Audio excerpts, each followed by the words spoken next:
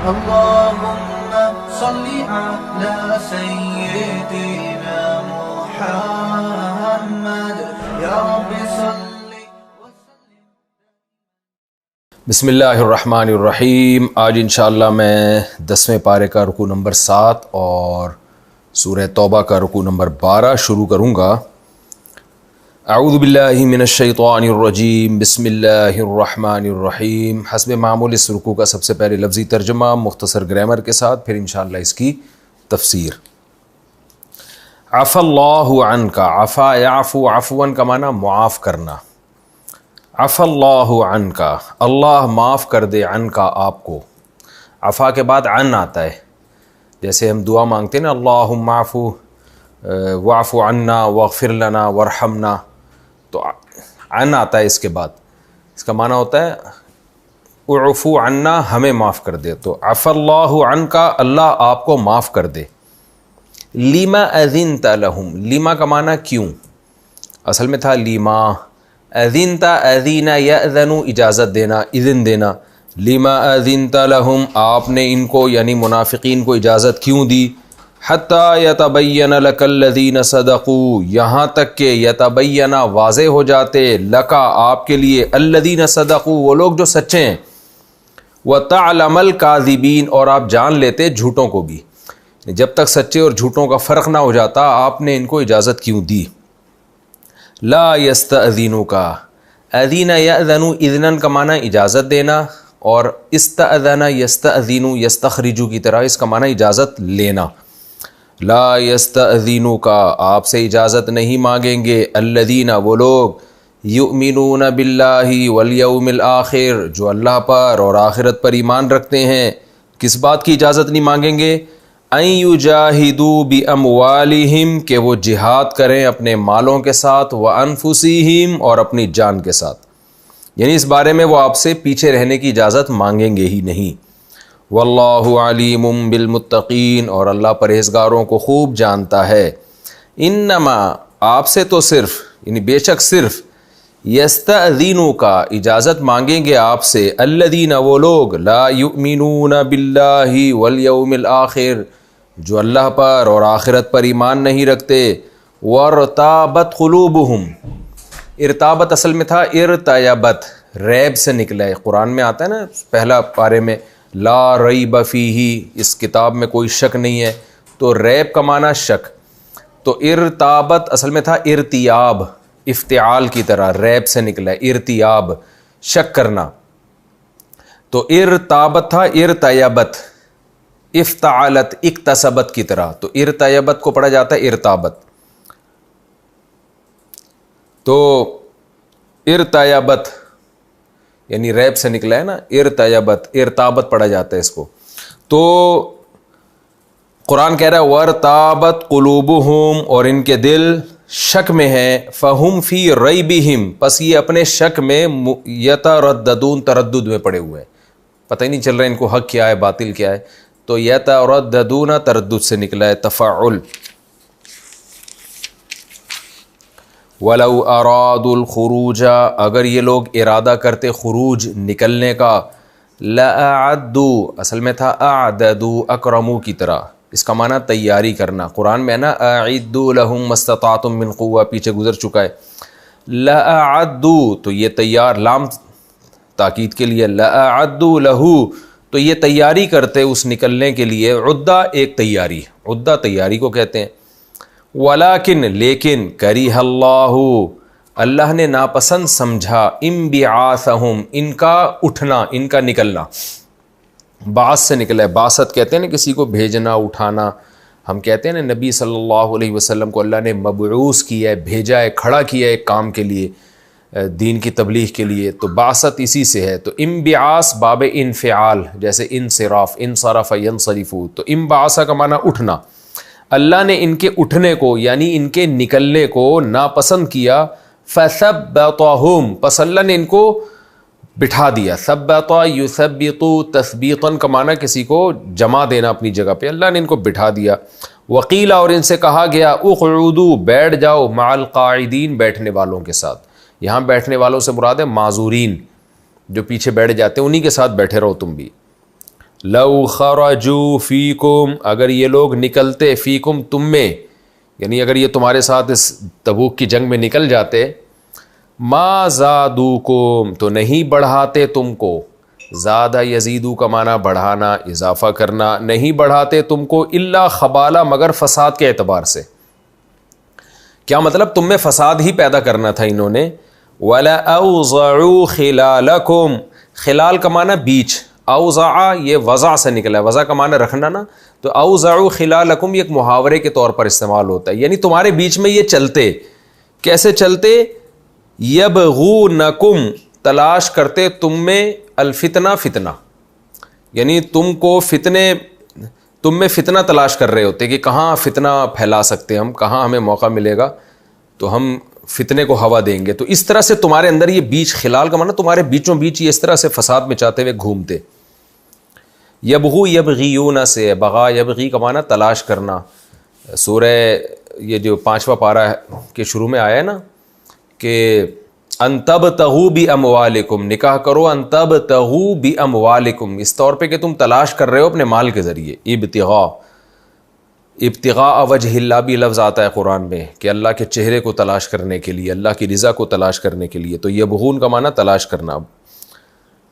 ایک یبغو کا معنی بغاوت بھی آتا ہے، باغی بھی اسی سے نکلا ہے۔ یبغونکم، اچھا بغی زنا کو بھی کہا جاتا ہے، بہت سارے معنی آتے ہیں اس کے۔ یبغونکم الفتنہ، یہ تم میں فتنہ تلاش کرتے، وفیکم، اور تمہارے بیچ میں، سماعون لہم، سماع سامع کا مبالغہ ہے، سامع کا معنی سننے والا، سماع بہت زیادہ سننے والا، تو تم میں ایسے لوگ ہیں سماعون لہم جو ان کی بہت زیادہ سنتے ہیں۔ واللہ علیم بالظالمین، اور اللہ ایسے ظالموں کو جانتا ہے۔ لقد ابتغوا الفتنۃ، لقد کا معنی لام تاکید کے لیے، قد کا معنی تحقیق، ابتغوا الفتنہ، ابتغوا تھا، اس کو پڑھا جاتا ہے ابتغوا، تو پھر ملا کے پڑھیں گے ابتغوا، انہوں نے فتنہ تلاش کیا ہے، من قبل، اس سے پہلے بھی یہ فتنہ تلاش کرتے رہے ہیں۔ وقلبوا لک الامور، اور اے نبی یہ آپ کے لیے معاملات کو قلبو، الٹتے پلٹتے رہے ہیں۔ قلب کہتے ہیں دل کو، کیوں کہتے ہیں؟ اس لیے کہ دل بھی الٹتا پلٹتا رہتا ہے، تو قلب یقلب تقلیباً کا معنی الٹنا پلٹنا، تو قلبو لک الامور، آپ کے لیے بہت سے معاملات کو الٹتے پلٹتے رہے ہیں یہ، حتی جاء الحق، یہاں تک کہ حق آ گیا، وظاہر امر اللہ، اور اللہ کا امر ظاہر ہو گیا، وہم کارہون، اور یہ ناپسند ہی کرتے رہے۔ ومنہم، اور ان منافقین میں، من، ایسے لوگ بھی ہیں، یقولو، جو یہ کہتا ہے، ایسا شخص بھی ہے جو یہ کہتا ہے، اذن لی، اذن یأذن، اجازت دینا، تو ایذن اسمع کی طرح ہے، آرڈر کا صیغہ ہے، اذن تھا اصل میں، اس کو پڑھا جاتا ہے، الف سائلنٹ ہو گیا نا تو یقولو اذن، لام کو اگلے حمزہ سے ملا دیتے ہیں، اصل میں تھا یقولو اذن۔ وَمِنْهُمْ مَنْ يَقُولُ اذن لی، ان میں سے بعض ایسے ہیں جو کہتے ہیں مجھے اجازت دے دیں، یعنی پیچھے رہنے کی اجازت دے دیں، وَلَا تَفْتِنِّی، اور مجھے فتنے میں نہ ڈالیں، فَتَانَ يَفْتِنُ، فتنے میں ڈالنا، فتنتاً، اور تفتنی یہ جو اصل میں تھا تفتی نی، تو نون مشدد لگا دیا تاکید کے لیے، تفتینی تسمیعنی کی طرح ہے، تو لا تفتنی، مجھے ہرگز فتنے میں نہ ڈالیں۔ تفسیر میں ڈیٹیل آئے گی انشاءاللہ اس کی۔ الا، خبردار سنو، فی الفتنتی، فتنے میں تو یہ سقطو، گر پڑے ہیں، سقط یسقط، گرنا، فتنے میں تو یہ گر پڑے ہیں۔ وَإِنَّ جَهَنَّمَ، اور بے شک جہنم، لَمُحِيطَةٌ، لام تاکید کے لیے، محیطہ، احاطہ کیے ہوئے ہے، بالکافرین، کافروں کا۔ ان تصبک حسنۃ، اگر آپ کو پہنچ جائے کوئی اچھائی، تسؤہم، تو یہ اچھائی کا پہنچنا، ساء یسوء کا معنی مصیبت میں ڈالنا، پریشان کرنا، تو یہ تسؤہم ان کو ٹینشن میں ڈال دیتی ہے، یہ آپ کو اچھائی کا پہنچ جانا ان کو ٹینشن میں ڈال دیتا ہے۔ وَإِن تُصِبْكَ مُصِيبَةٌ، اور اگر آپ کو کوئی مصیبت پہنچے، یقولو، تو یہ کہتے ہیں، قد اخذنا امرنا، تحقیق ہم نے لے لیا اپنا معاملہ، من قبل، پہلے ہی، تفسیر میں انشاءاللہ ڈیٹیل آئے گی اس کی، ابھی تو صرف ترجمے کو فوکس کریں.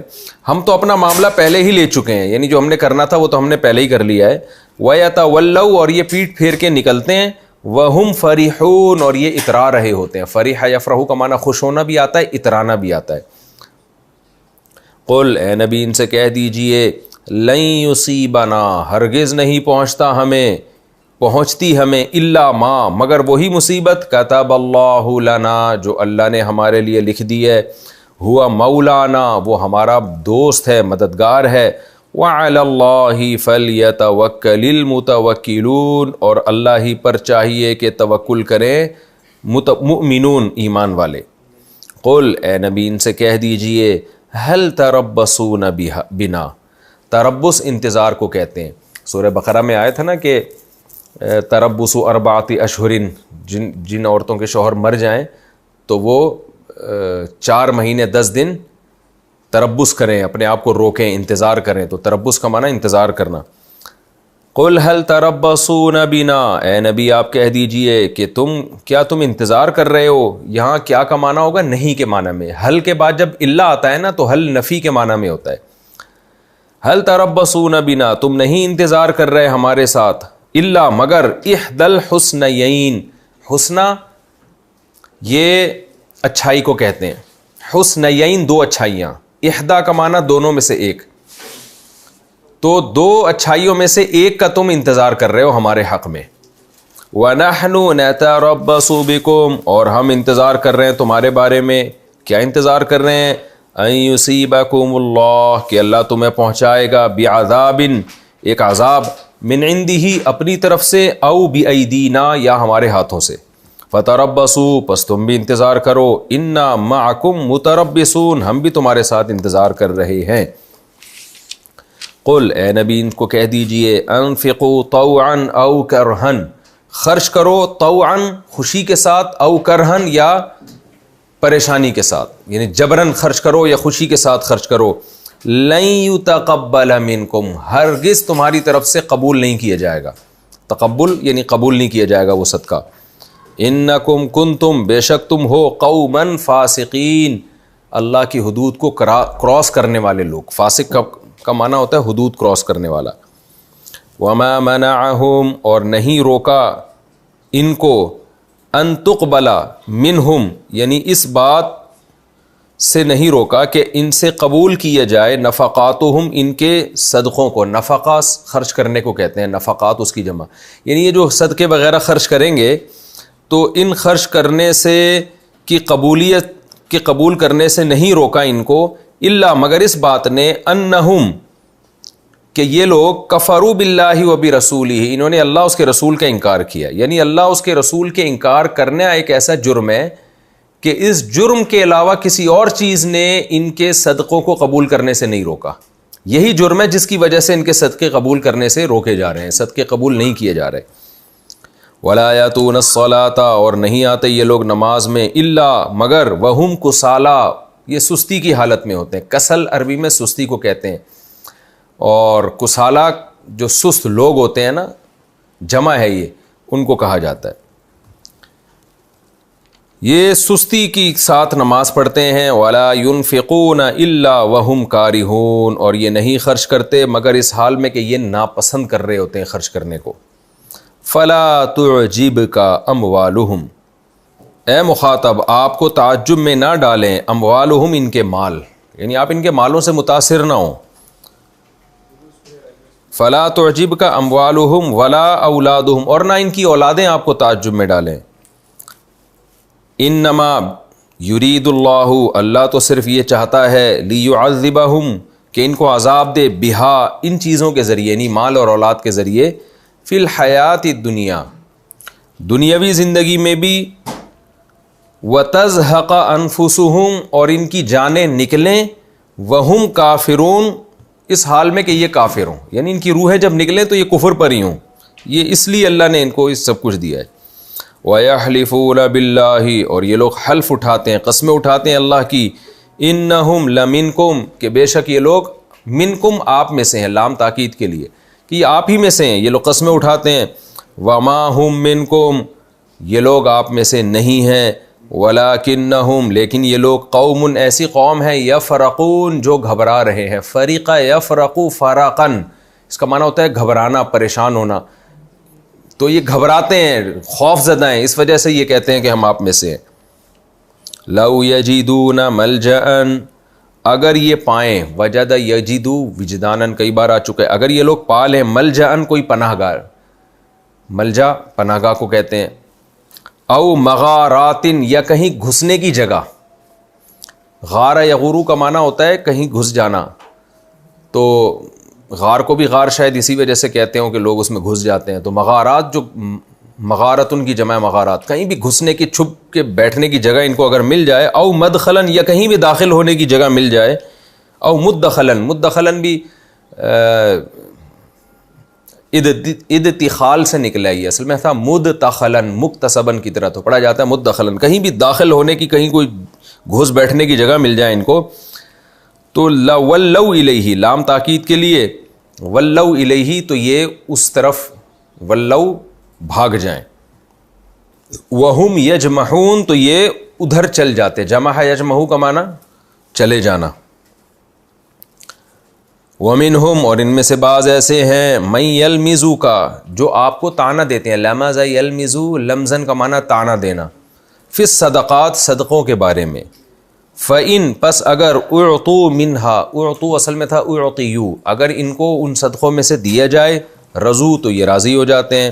وَإِن لَمْ يُعْطَوْا اور اگر ان کو نہیں دیا جائے, منہا ان صدقوں میں سے, اذا ہم یسخطون تو اچانک یہ ناراض ہو جاتے ہیں. سخیطہ یسخطو, سخطن کا معنی ناراضی ہونا, ناراضی, سخط ناراضی کو کہتے ہیں.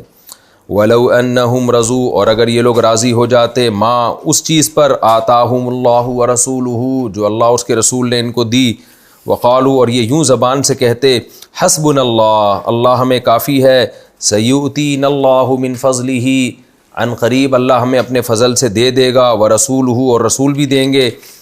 انا الی اللہ راغبون بے شک ہم اللہ کی طرف راغب ہونے والے ہیں. یعنی اگر یہ لوگ یوں کہہ دیتے, آگے جزا محذوف ہے, لکان خیرن تو یہ بات اچھی ہوتی.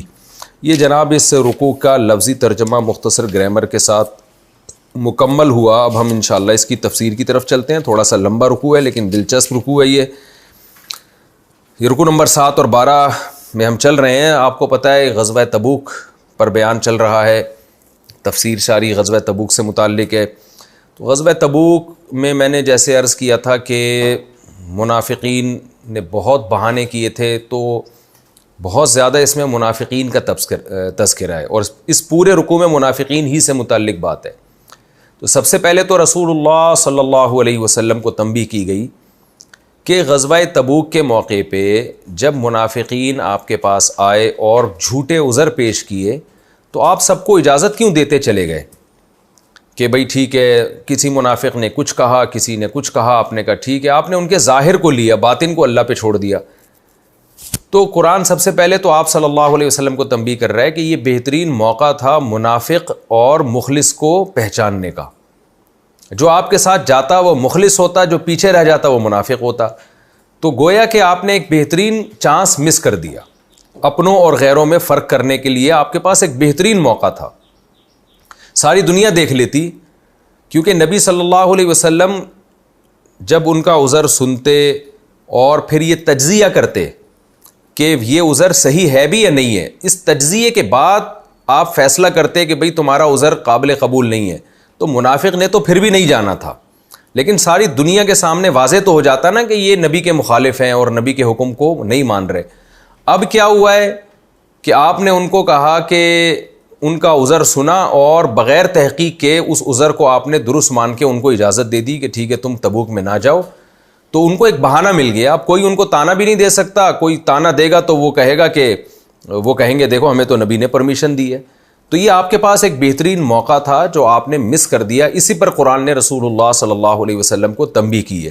بعد میں یہ بھی بتایا ہے کہ حقیقت میں ان کا نہ جانا بہرحال بہتر تھا, کیونکہ اگر یہ جاتے تو یہ فساد انہوں نے مچانا تھا.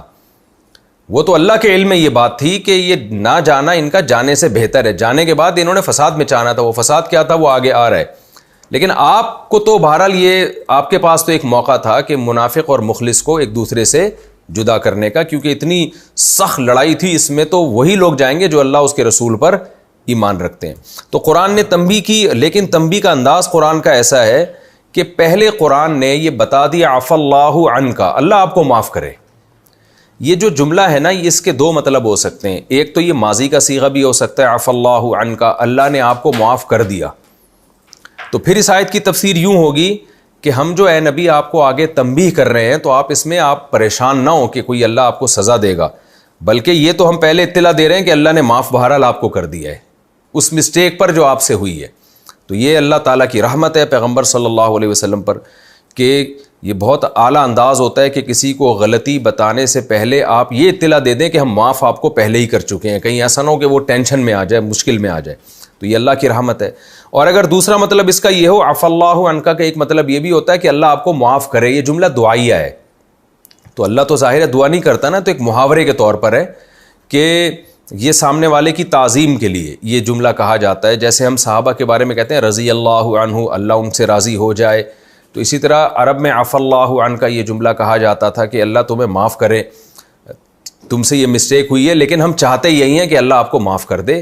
تو گویا اللہ بھی یہ کہہ رہا ہے کہ میں اللہ ہوں، میں چاہتا یہی ہوں کہ آپ کی معافی ہو جائے، لیکن بہرحال آپ سے ایک مسٹیک ہوئی ہے، تو اس مسٹیک پہ آپ کو سزا نہیں ملے گی، اس لیے نہیں ملے گی کہ ہم چاہتے یہی ہیں کہ آپ معاف ہو جائیں، تو پھر یہ ایک محاورے کے طور پر ہوگا۔ دونوں مطلب اس کے ہو سکتے ہیں، عفا اللہ عنک، اللہ آپ کو معاف کرے، لما اذنت لهم، اے نبی آپ نے ان منافقین کو اجازت کیوں دی، حتی یتبین لک الذین صدقوا وتعلم الکاذبین، یہاں تک کہ آپ کے سامنے واضح ہو جاتا کہ سچا کون ہے اور ان میں جھوٹا کون ہے، جھوٹا عذر کون پیش کر رہا ہے اور سچا عذر کون پیش کر رہا ہے، اس تفتیش کے بغیر آپ کو اجازت نہیں دینی چاہیے تھی۔ آگے قرآن کہہ رہے کہ اس موقع پر جب مسلمانوں کو شدید مالی تعاون کی اور افرادی قوت کی ضرورت ہے اور جہاد فرض عین ہے، سب کے لیے جانا فرض ہے، بہت زیادہ تعداد میں رومی اکٹھے ہو رہے ہیں مدینہ پہ حملہ کرنے کے لیے، تو ایسے موقع پہ کوئی بھی شخص جو اللہ اس کے رسول پر اور قیامت پر ایمان رکھتا ہے، ایسے موقع پہ اپنے ساتھیوں کو اکیلا نہیں چھوڑے گا، وہ کبھی بھی آپ سے پیچھے رہنے کی اجازت نہیں لے گا۔ تو آگے اسی کا قرآن نے تذکرہ کیا، لا یستأذنک الذین یؤمنون باللہ والیوم الآخر، آپ سے وہ لوگ اجازت نہیں مانگیں گے جو اللہ پر اور آخرت کے دن پر ایمان رکھتے ہیں، ان یجاہدوا باموالہم وانفسہم، کہ وہ اپنے مال اور جان کے ساتھ جہاد کریں، یعنی اس بارے میں پیچھے رہنے کی اجازت نہیں مانگیں گے، وہ تو چاہیں گے کہ ہم ایسے مشکل موقع پر آپ کے ساتھ ملیں اور جہاد کریں، تو یہ جو اجازت مانگ رہے ہیں نا، یہ مانگنا اس کی علامت ہے کہ یہ منافق ہیں۔ واللہ علیم بالمتقین، اللہ پرہیزگاروں کو خوب جانتا ہے۔ انما یستأذنک الذین لا یؤمنون باللہ والیوم الآخر، ایسے موقع پہ اجازت صرف وہی لوگ مانگیں گے جو اللہ اور آخرت پر ایمان نہیں رکھتے، ان کو خوف ہی نہیں ہے کہ آخرت میں ہم نے جواب دینا ہے۔ وارتابت قلوبہم، اور ان کے دلوں میں شک پڑے ہوئے ہیں، ان کو ابھی تک اسلام کی حقانیت کا یقین ہی نہیں آیا ہے، تردد میں ہے، پتہ نہیں اسلام ٹھیک بھی ہے کہ نہیں ہے، اس طرح کے منافق لوگ ہیں۔ فہم فی ریبہم، پس یہ لوگ اپنے ریب اور شک میں یترددون، متردد گھوم رہے ہیں، کبھی ادھر چلے جاتے ہیں کبھی ادھر چلے جاتے ہیں، تردد بیچ کی کنڈیشن میں ہیں یہ لوگ۔ تو ایسے جو لوگ بیچ میں ہوں اور تردد میں ہوں، وہی ایسے موقع پہ اپنے ساتھیوں کا ساتھ چھوڑتے ہیں، ایمان والے کبھی بھی ساتھ نہیں چھوڑتے۔ تو خوب سمجھ لیں، اسلام میں اگر آپ شک میں ہیں، تردد میں ہیں، تو شریعت میں پھر آپ پر کافر ہی کا حکم لگتا ہے، کیونکہ منافق بھی کافر ہی ہوتا ہے، اور قرآن ان منافقوں کو کافر ہی کہہ رہا ہے، اور ان کو یہی کہہ رہا ہے کہ یہ اللہ اس کے رسول پر ایمان نہیں رکھتے، جیسے کہ آگے آ رہا ہے۔ تو اس لیے اللہ اس پہ رسول پر ایمان 100% یقینی ضروری ہے، اگر آپ کو شک پیدا ہو گیا تو پھر وہ مکمل کافر ہے۔ اسلام میں 3 درجے نہیں ہیں، 2 ہی درجے ہیں، ایک مسلم ہے، ایک پکا کافر ہے، بس اس کے علاوہ درمیان میں کوئی نہیں۔ جو منافق ہے وہ بھی حقیقت میں کافر ہی کی ایک قسم ہے، کہ جو دل میں مسلمان کافر ہوتا ہے، زبان سے جھوٹ بولتا ہے کہ میں مسلم ہوں، وہ بھی کافر ہی کی ایک قسم ہے۔ اہل سنت والجماعت کا یہی عقیدہ ہے کہ یا تو آپ مومن ہو گئے یا کافر ہو گئے، بیچ کا کوئی طبقہ اسلام میں نہیں ہے۔ معتزلہ ایک گمراہ فرقہ تھا، ان کا یہ نظریہ تھا کہ ایک تیسرا طبقہ بھی ہے جو نہ مومن ہے نہ کافر ہے، لیکن ایسا نہیں ہے۔ قرآن و سنت سے ہمیں واضح نصوص سے یہ پتہ چلتا ہے، پوری امت کا، صحابہ کا اجماعی عقیدہ ہے کہ جس کو اسلام پہ شک ہے نا، تو وہ کافر ہی ہے، 100% ہی کافر ہے۔ گویا کافروں کی اقسام ہیں کہ کچھ ایسے ہوتے ہیں جو پکے کافر ہوتے ہیں، کچھ ایسے ہوتے ہیں جو کچے کافر ہوتے ہیں، لیکن ہوتے وہ کافر ہی ہیں۔ تو درمیان میں بہرحال کوئی طبقہ نہیں ہوتا. تو یہ بھی یہ خوب سمجھ لیں اہل سنت والجماعت کا عقیدہ ہے, اور بعض گمراہ لوگوں نے اس کی مخالفت کی لیکن وہ فرقے پھر ختم ہو گئے. ہاں یہ ضرور ہے کہ وسوسوں کو شک نہیں کہا جاتا.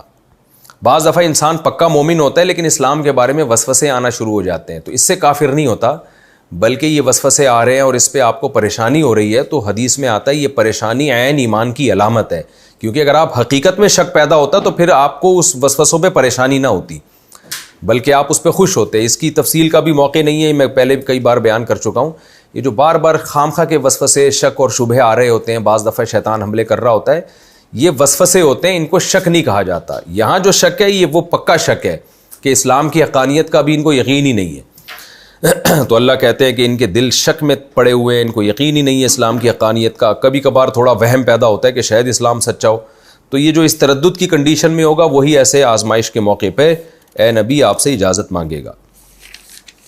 آگے قرآن کہتا ہے وَلَوْ أَرَادُوا الْخُرُوجَ لَأَعَدُّوا لَهُ عُدَّةً. اللہ نبی کو بتا رہے ہیں کہ یہ جو آپ کے سامنے منافقین آئے اور کہا ہمیں یہ عذر, ان کے جھوٹا ہونے کی سب سے بڑی علامت یہ ہے کہ آپ نے تو تبوک کے بارے میں پہلے سے بتا دیا تھا, بہت عرصے پہلے سے, کہ ہم نے تبوک کی جنگ کے لیے جانا ہے.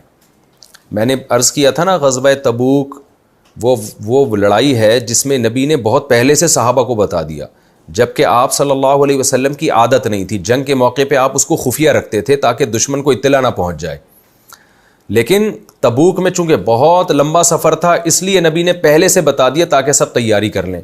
تو قرآن کہہ رہا ہے کہ یہ جو عذر پیش کر رہے ہیں یہ تو ابھی کے عذر ہے نا, اگر ان کا پہلے سے نکلنے کا ارادہ ہوتا تو یہ تیاری کرتے. وَلَوْ أَرَادُوا الْخُرُوجَ لَأَعَدُّوا لَهُ عُدَّةً. یہ اس کے لیے پہلے سے تیاری کرتے, جنگ کی تیاری کرتے, پھر عین موقع پہ کوئی عذر ہو جاتا تو آپ ان کو اجازت دے دیتے پیچھے رہنے کی. انہوں نے تو سرے سے تیاری نہیں کی ہے.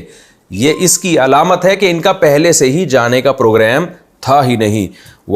لیکن ہوا کیا ہے, کریہ اللہ بعاثہم, اللہ نے ان کے نکلنے کو ناپسند کیا. یعنی اللہ نے ان کے منافقت کی وجہ سے, بدعمالیوں کی وجہ سے جہاد میں نکلنے کی توفیق سلب کر لی.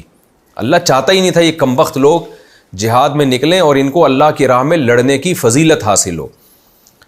فثبتہم, پس اللہ نے ان کو پیچھے بٹھا دیا. وقیلا, اور ان سے کہا گیا, یعنی ان کے دل میں یہ القاء کیا گیا. کیا کہا گیا؟ اقعدوا مع القاعدین, پیچھے بیٹھنے والے ہوتے ہیں نا جو عورتیں معذور, ان کے ساتھ تم بھی بیٹھ جاؤ. حالانکہ تم نہ عورت ہو نہ تم معذور ہو, لیکن ایک ذلت کی بات, یعنی ذلت سے کنایا ہے یہ کہ ہم جیسے کہتے ہیں نا تو بھی بیٹھ جا پیچھے بچوں میں معذوروں میں بیٹھ جا, ہٹا کٹا جوان ہے لیکن تو ایسا کر تو بھی جا کے معذوروں میں جا کے بیٹھ جا. تو یہ بڑے تانے کی بات ہوتی ہے. تو قرآن بھی کہہ رہے ہیں ان سے کہا گیا اقعدوا مع القاعدین, کہ تم بھی معذوروں میں بیٹھ جاؤ. یعنی جب ان سے یہ دل میں ان کے الہام آیا تو ان کو غیرت نہیں آئی کہ نا نا نا نا ہم تو نہیں, ہم معذور تھوڑی ہیں, غیرت نہیں آئی بلکہ بے غیرت بن کے بیٹھ گئے. تو یہ اللہ کی طرف سے نیکی کی توفیق سلب کی گئی ہے. اس پر میں کئی بار تفسیر کے لیکچر میں بتا چکا ہوں کہ انسان خود ہی بدعملی کرتا ہے تو پھر اس بدعملی کی بدلے میں اللہ اس سے نیکی کی توفیق اور زیادہ چھین لیتے ہیں. اور جب آپ نیکی کی طرف آتے ہو تو مزید توفیقیں ملتی ہیں, برائی کی طرف جاتے ہو تو نیکی کی توفیق سلب ہونے کا خطرہ ہوتا ہے. تو یہی قرآن بیان کر رہا ہے کہ اللہ نے چاہا ہی نہیں تھا کہ یہ لوگ نکلیں, اور ان سے کہا گیا کہ پیچھے تم بیٹھ جاؤ عورتوں اور بچوں میں معذوروں میں, تو یہ بیٹھ گئے. بس یہ اللہ کی طرف سے ہوا ہے. کیوں؟ لو خرجوا فیکم, اس لیے کہ اگر یہ لوگ آپ میں نکلتے, ما زادوکم الا خبالا, تو یہ نہیں بڑھائیں گے آپ کو مگر فساد کے اعتبار سے. یعنی اگر یہ آپ میں نکلتے تو فساد میں اضافہ کرتے. وَلَأَوْضَعُوا خِلَالَكُمْ يَبْغُونَكُمُ الْفِتْنَةَ, اور یہ آپ کے بیچ میں چلتے فتنہ تلاش کرتے ہوئے, یعنی بیچوں بیچ چل رہے ہوتے فتنے کے لیے. فتنے کا کیا مطلب ہے؟ لگائی بجھائی.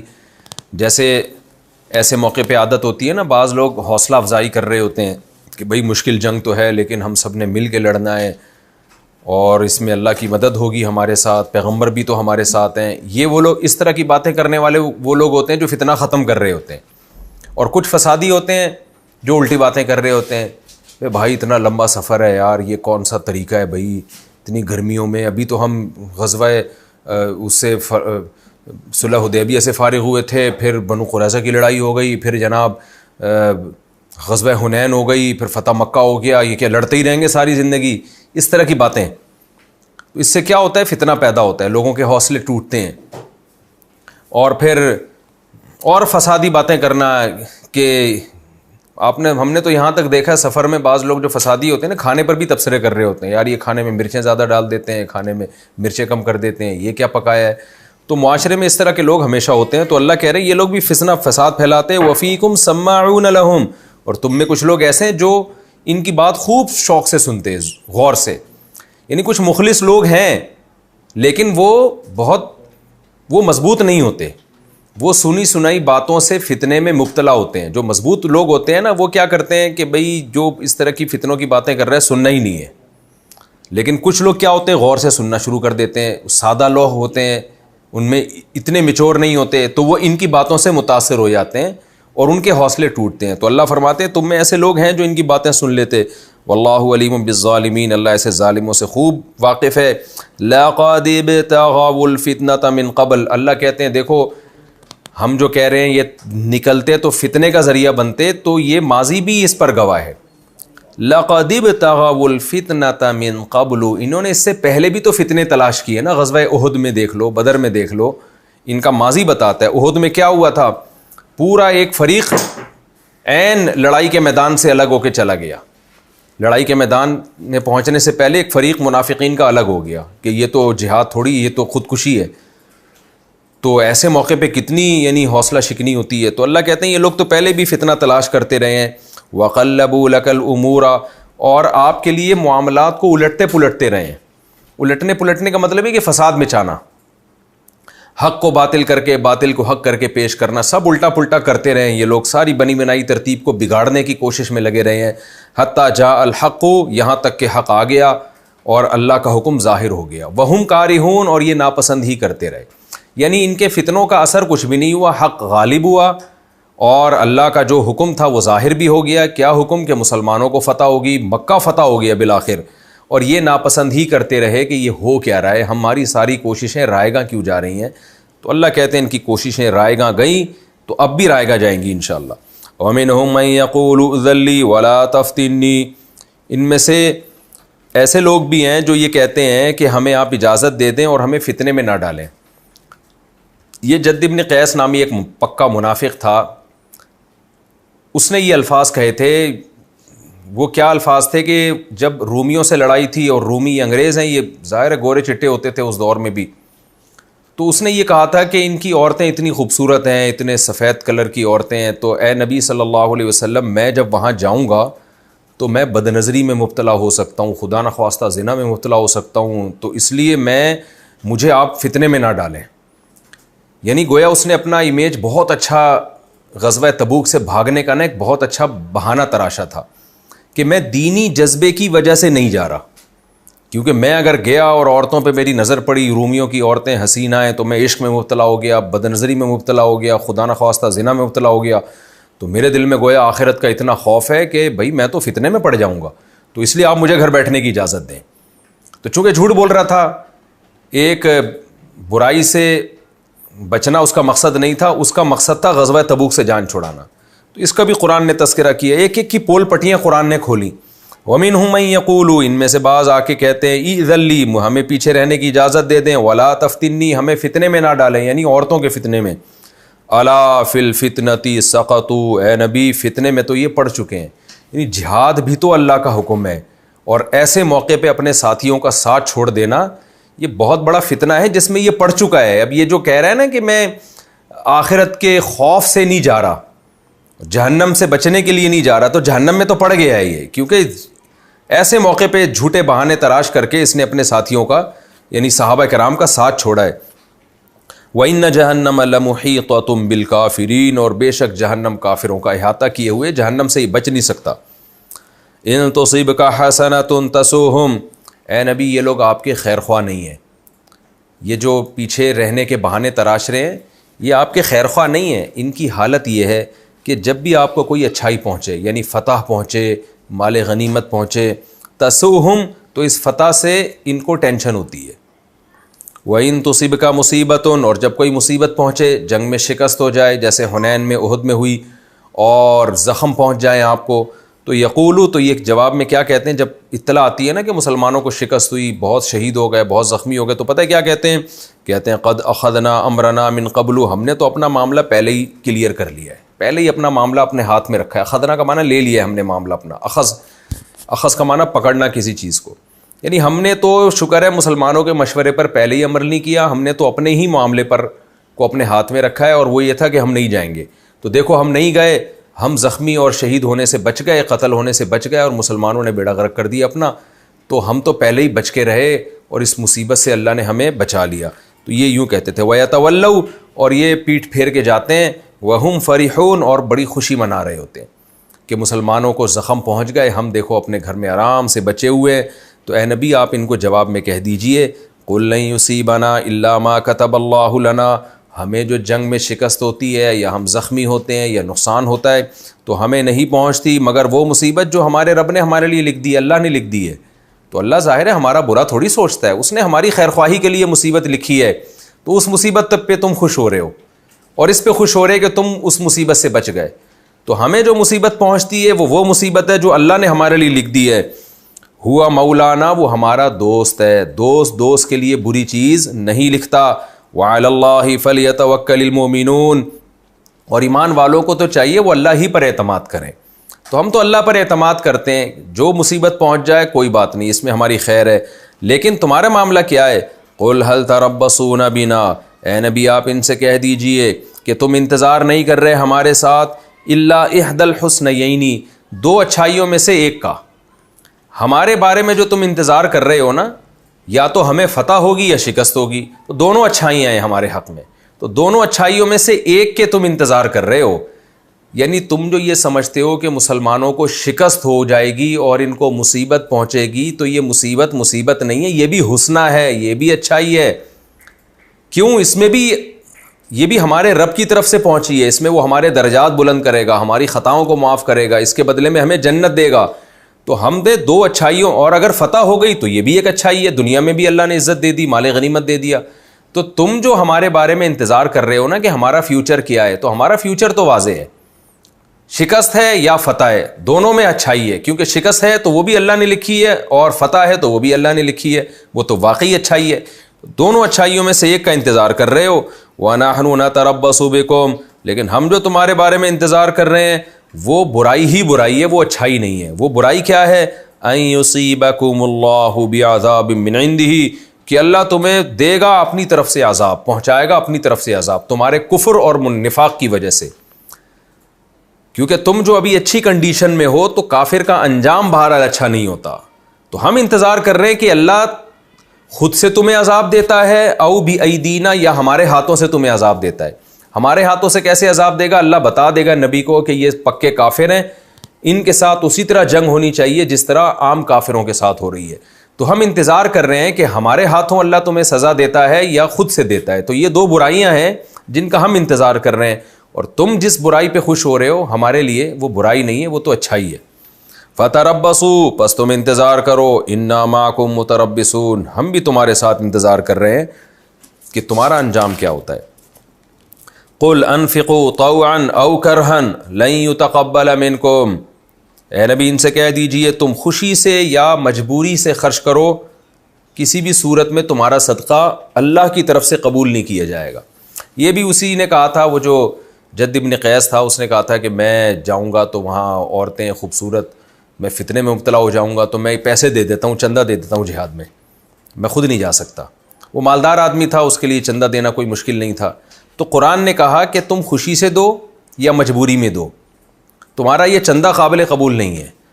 آگے اس کی وجہ آ رہی ہے کہ کافر کا کوئی عمل مقبول نہیں ہوتا، چاہے وہ مجبوری میں دے رہا ہو یا خوشی میں دے رہا ہو، خوشی سے نیکی کرے یا جبر میں۔ یہ تو جبر میں کر رہے تھے، جبر اس لیے تھا کہ ان کو اپنی ذلت بچانے کے لیے چندہ دینا پڑ رہا تھا کہ لوگ تانے دیں گے کہ یار تم کیسے مسلمان ہو، تم جہاد میں بھی نہیں گئے۔ تو ہم کہہ سکتے ہیں بھائی جہاد میں تو میں اس لیے نہیں گیا کہ مجھے بد نظری کا خطرہ تھا، اور دیکھو پیسے تو میں دے رہا ہوں نا۔ تو یہ بھی ایک قسم کا جبر ہے نا کہ دل تو نہیں چاہ رہا لیکن اپنی عزت بچانے کے لیے دینا پڑ رہا ہے۔ تو اللہ کہتے ہیں تم دل کی خواہش سے بھی دو گے تو بھی قبول نہیں ہوگا جب تک اس نفاق سے توبہ نہیں کر لیتے کیونکہ کافر کا کوئی صدقہ قبول نہیں ہوتا اور منافق بھی کافر ہی ہوتا ہے. انکم کنتم قوما فاسقین، بے شک تم ایسی قوم ہو جو فاسق ہو. فاسق سے مراد اللہ کی حدود کو کراس کرنے والے، یعنی کفر کرنے والے. وما منعهم ان تقبل منهم نفقاتهم الا انهم كفروا بالله وبرسوله. اے اللہ ان کا صدقہ کیوں قبول نہیں ہے؟ ایک سوال ہوتا ہے نا کہ چلو ایک آدمی جہاد میں نہیں جا رہا، ایک جرم کر رہا ہے، لیکن جہاد میں چندہ دینا ایک نیکی بھی تو ہے. ٹھیک ہے وہ گناہ اپنی طرف رہا، لیکن اس کی نیکی کا ثواب کیوں ضائع کیا جا رہا ہے؟ اس کی مثال ایسے جیسے ایک آدمی نماز نہیں پڑھتا لیکن روزہ رکھتا ہے، تو روزے کا تو ثواب ملے گا نا اس کو. یہ تو نہیں ہوگا کہ نماز نہ پڑھنے کی وجہ سے روزے کا ثواب بھی ضائع کر دیا جائے. تو اس کا جواب قرآن دے رہا ہے کہ یہ جو ان سے ان کے نفقات قبول نہیں کیے جا رہے، اس کی وجہ یہ ہے کفروا باللہ وبرسولہ، کہ یہ اللہ اس کے رسول کا انکار کرنے والے لوگ ہیں، کافر ہیں یہ. ولا یاتون الصلاۃ، اور اس کفر کی علامت کیا ہے؟ یہ ظاہری علامت کہ یہ نماز میں نہیں آتے الا وہم کسالى، مگر سستی کے ساتھ. یہاں سستی سے مراد وہ طبعی سستی نہیں ہے جو کبھی مومن کو بھی ہوتی ہے، بعض دفعہ سستی ہو رہی ہوتی ہے. یہاں سستی کا مطلب یہ ہے کہ یہ اللہ رسول کے منکر ہیں، لیکن اپنے آپ کو شو چونکہ انہوں نے مسلم کیا ہوا ہے تو مجبوراً نماز پڑھنی پڑتی ہے یہ دکھانے کے لیے کہ ہم مومن ہیں. تو اس مجبوری کی وجہ سے ان کا نماز میں دل لگتا نہیں ہے، کیونکہ اللہ کی رضا کا تو جذبہ ہی نہیں ہے. تو یہاں وہ سستی مراد ہے جو کفر کی وجہ سے ہو سستی. جو طبعی سستی ہر نیک آدمی کو بھی ہو سکتی ہے، جو نیچرل ہے وہ سستی یاد رکھیں اس میں داخل نہیں ہے کہ کوئی بیچارہ صبح رڑتا فجر میں آ رہا ہو سوتا سستی، آپ اس پہ یہ آیتیں فٹ کرنا شروع کر دیں. چونکہ وہ سستی تو ایک طبعی ہے، جو کبھی انسان کی طبیعت میں نشاط ہوتا ہے اور کبھی انسان کی طبیعت میں سستی ہوتی ہے. یہ وہ والی سستی ہے جو نفاق کی وجہ سے ہو، کہ پڑھنی تو تھی نہیں، مجبوراً پڑھ رہے ہیں دکھانے کے لیے کہ لوگ ہمیں مسلم سمجھیں اور تاکہ ہمیں بھی وہی بینیفٹس ملیں جو مسلمانوں کو ملتے ہیں. تو اللہ کہتے ہیں ان کے کفر کی علامت کیا ہے کہ نماز میں نہیں آتے مگر سستی کے ساتھ. ولا ينفقون الا وهم كارهون، اور خرچ نہیں کرتے مگر مجبوری کے ساتھ. یعنی یہ بھی دل سے نہیں خرچ کر رہے بلکہ یہ دکھانے کے لیے خرچ کرتے ہیں کہ ہم مومن ہیں، لوگ ہمیں مسلم سمجھیں. تو ظاہر ہے یہ بھی ایک قسم کا جبر ہے. تو اللہ کہتے ہیں یہ اس کفر ہے جس کی وجہ سے ہم ان کے صدقات قبول نہیں کرتے. ہمارا وقت چونکہ مکمل ہو چکا ہے، انشاءاللہ اگلے ایپیسوڈ میں یہی رکو نمبر 7 اور 12 جو ہے اس کا فلا تعجبک اموالہم ولا اولادہم، یہاں سے انشاءاللہ تفسیر میں شروع کروں گا. اور پھر اس کی تفسیر کمپلیٹ کرنے کے بعد اس میں جو علمی نکات ہیں، بہت اہم نکات ہیں، وہ انشاءاللہ میں ہائی لائٹ کروں گا. اللہ تعالیٰ ہمیں سمجھنے کی، عمل کی توفیق عطا فرمائے. وما علینا الا البلاغ.